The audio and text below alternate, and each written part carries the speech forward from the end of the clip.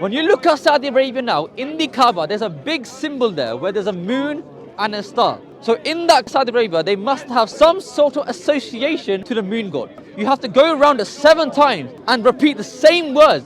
You go around Safa and Marwa, up and down. That's a cult practice. That's what the Hare Krishnas do. You can know what's influenced by God and by devil, because you can see them by the fruits. And when you look at Islam and its practices, you know it's by the devil. The way how the Mecca came is before the Meccan tradition, they used to people worship Hubal. Yeah. Hubal was a moon god. Either what? He was a moon god where people in Saudi Arabia were worshipping him. Then Muhammad came and adopted that tradition and made the Kaaba his own religion. That's how it started.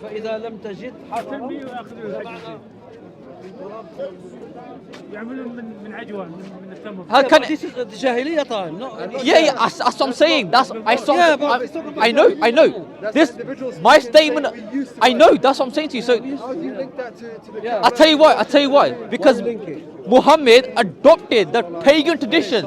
The way how the pagans were worshipping before, how they were worshipping the Hubal god. Muhammad copied their religion and made it into his own. Show me how. It's logic. Using common sense. Using common Give your sense. common sense in your home, not here. Using common sense. I'm trying to be respectful. When you make a claim that say Let him Muhammad took this thing, you have to come with proof that says he took this thing. So how? Okay. Shall I tell you why I made that statement? Because I asked him, give me evidence of pre-Meccan history. Because he can't give me evidence about Abraham building the Kaaba. Give me evidence, then I'll tell you. Nah, hold on a second. When you come and make a claim and say Muhammad adopted these things, Zian, you have to come prove it. Okay, you cannot just say it simply. It is logic. Furthermore, the hadith that you're referencing, it talks about a man who says in the time of Jahiliyyah, Yes. we used to worship. I said that. I If agree he with was- that.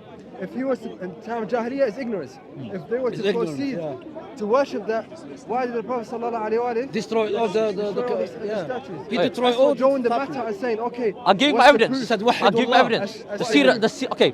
So Sirat ibn Hashim, no, okay. no, If you come and say- let me speak, brother, 'cause I let you you've speak. spoken, you've Okay. spoken, haven't spoken. Okay. When you come and try to draw a conclusion from another point and say, okay, but what's the proof of Ibrahim alayhi salam building the Kaaba? Have you got any proof? Wait a second, brother, you got to let me speak. Even if we were to say there is no proof, okay, how does that prove that he got it from the Jahiliyyah? That's what I was What's the trying to say. Okay, connection? this is what I was trying to say to you. Okay. First of all, have you got any proof that Abraham built the Of Mecca? course, yes. Apart from the Yes, Quran? yes.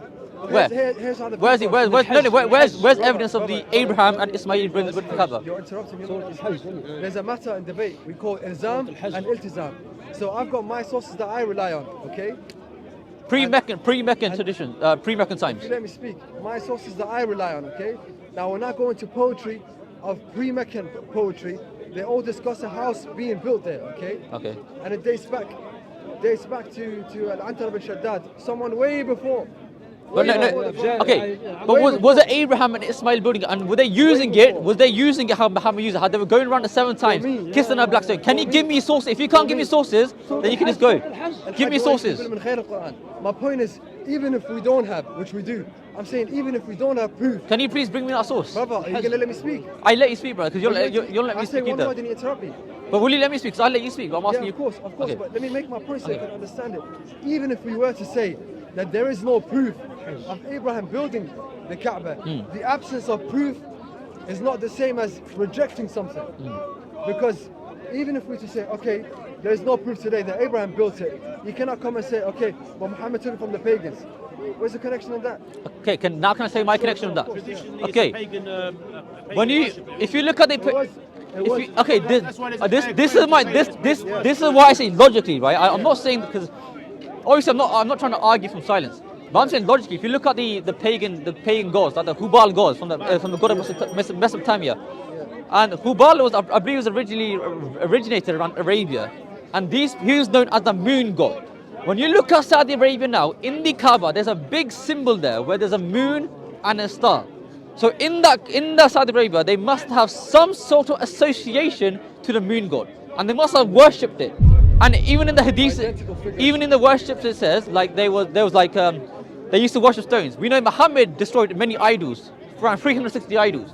So I believe this black stone, Muhammad did not know that Abraham built it.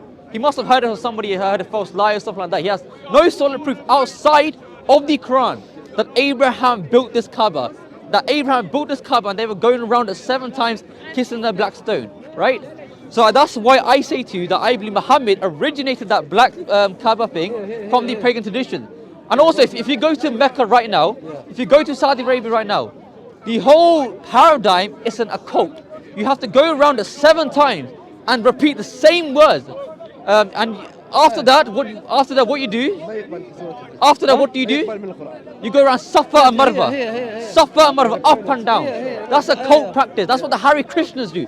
The Hare Krishnas go up and down chanting Hare Krishnas. It's a cult practice. You're assuming that the association or the sharing of symbolism indicates a correlation or connection. It's not. It really does. I could find 10 other religions that share the symbolism of runes or crescents or whatever and draw conclusions between them. Secondly, you're building your argument upon the initiation of the foundation that Muhammad was not a prophet sallallahu alaihi wasallam. So the issue is you cannot discuss so we have something called the asl, which is the origin, and then the matters that come from the origin, which is the past. You're discussing the past without first discussing the origin. That's what I wanted to discuss with you, but you couldn't find it. I asked you about Abraham and Ishmael building the Kaaba.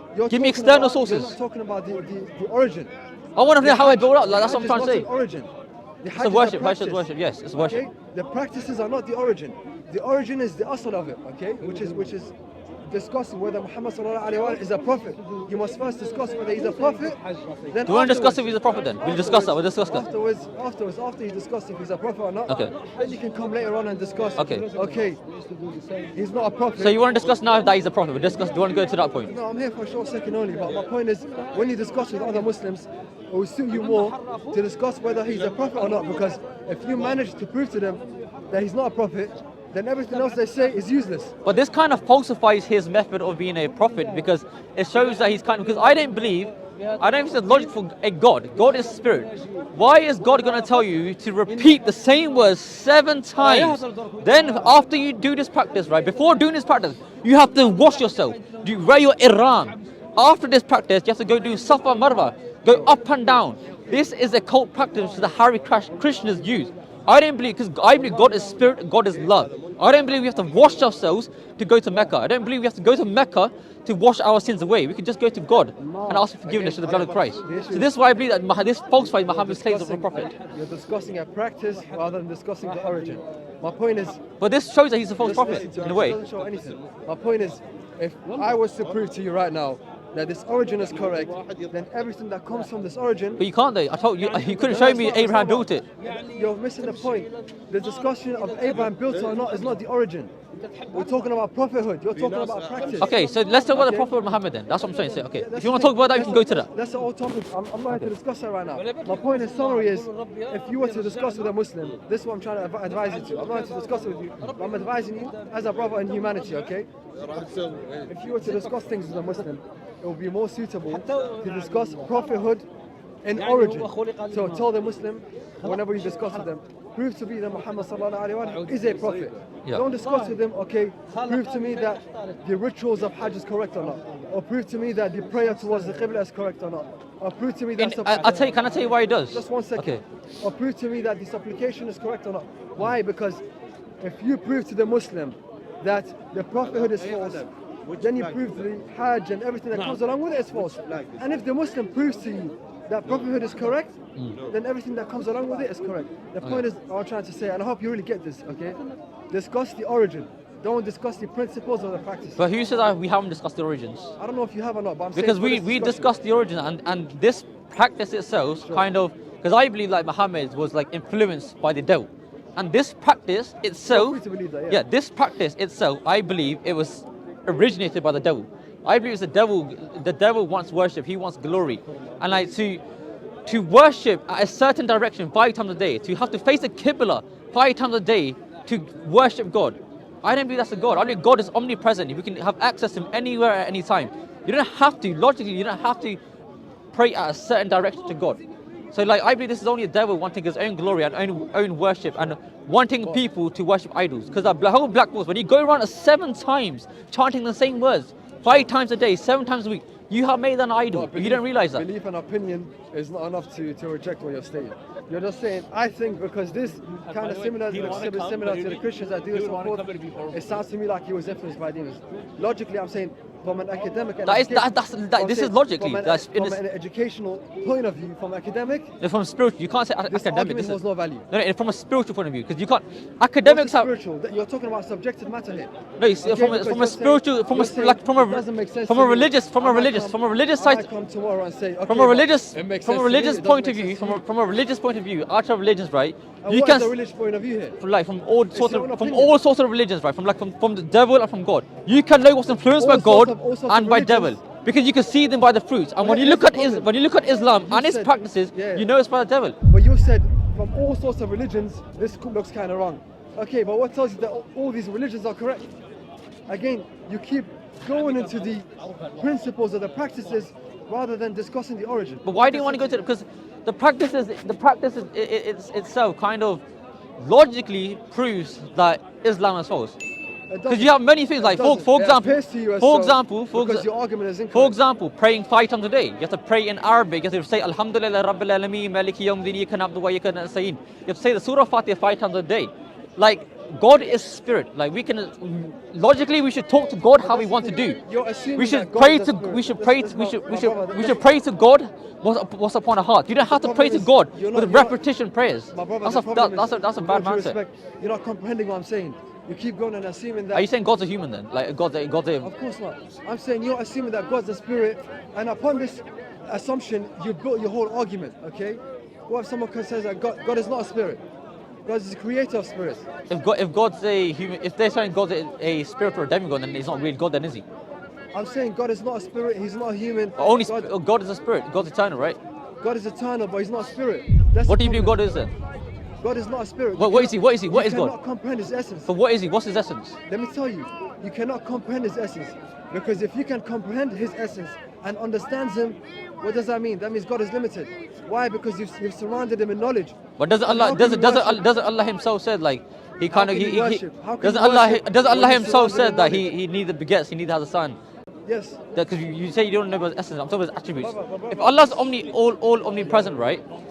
Why can't you guys like talk to God in the bathroom? Why do you guys have to be at a certain direction, certain place to talk to Allah? It's not about that you can't. It's about respect here. But the matter is, again, you're jumping all the way into practices. That's what the conversation was about. It was about practices. That's what it was about. Let me tell you something. That's the thing. You've interrupted me a million times. But was the conversation not You've about come with practices? fallacies. How is that a You've straw man? twisted How's my that a straw man? reason. I'm Answer me how's that a discussing- straw man? Brother, let me speak. Because the original If you interrupt me one more time, I'm gonna leave. Okay? the original- Because you've messed it up, my brother. I've the respected literal you, whole and I've conversation let was you about the speak. practices of Islam. That's And what it I've was come to about. you, and I've come to you and I've explained to you. And I'm you not want to jump from that. discussing- You're jumping away from that.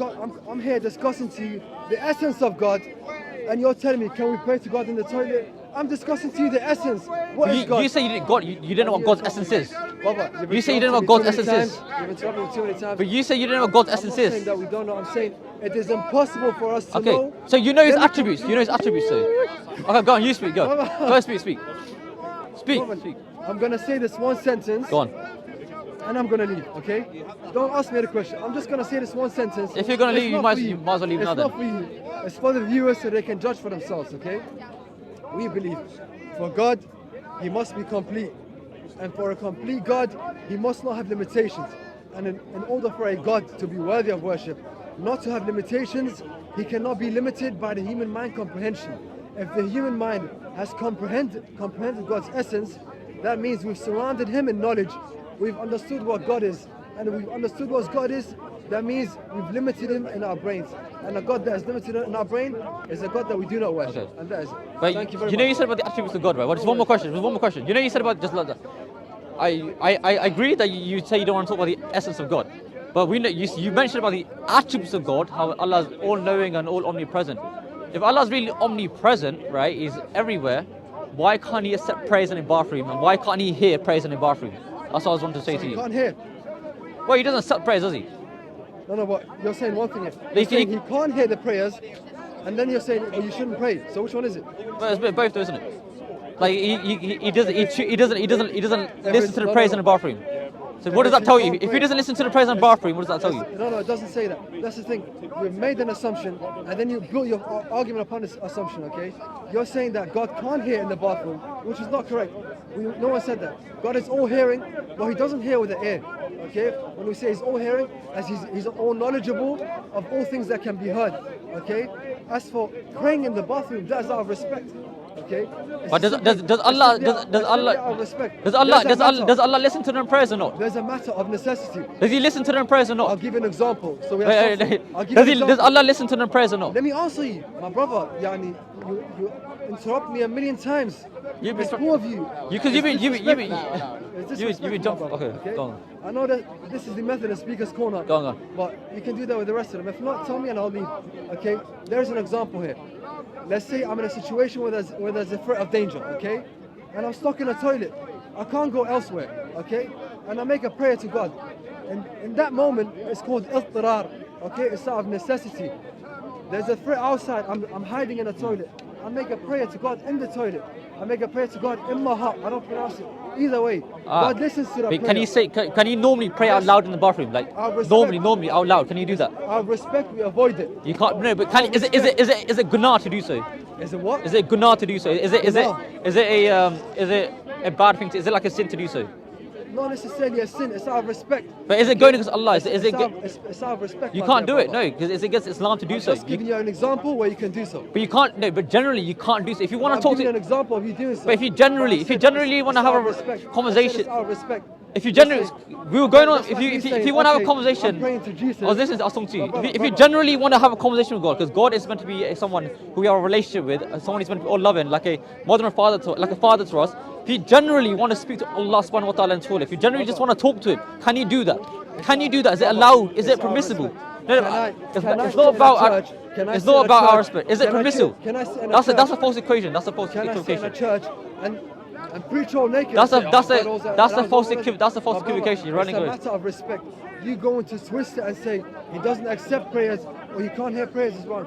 I've given you an example where he accepts prayers out of necessity, but no, he doesn't. Okay? You can't generally pray to Allah in the toilet, can you? If you approach God in a disrespectful way, right? Okay. God hasn't told you to do so. Why would God accept that? Okay? But in the matter of can God hear it or not, it's a whole different matter. And so I've concluded what I need to say, my brother. Yeah. So generally Allah couldn't entertain this. But generally Allah can't answer prayers in the toilet. You cannot say. You can't talk to him in the toilet. You cannot say. And you have to pray in certain directions. Like what kind of God? Because the conversation is about the practices of Islam. You're bombarding me with questions, rhetorical questions. You're not allowing me to. Because you haven't answered a single. You haven't really answered them properly, though, have you? Brother, the thing is, you think you're fooling me, but the problem is when the viewer watches this. So what directions do you have to pray? 200 times. What directions do you have to pray to? Brother, look how much you're jumping topics. What direction do you have to pray to in Islam? You've asked me a million questions. And you jump topic after topic. No, because I'm going on the same topic. The topic was about the practices of Islam, and I'm sticking with that.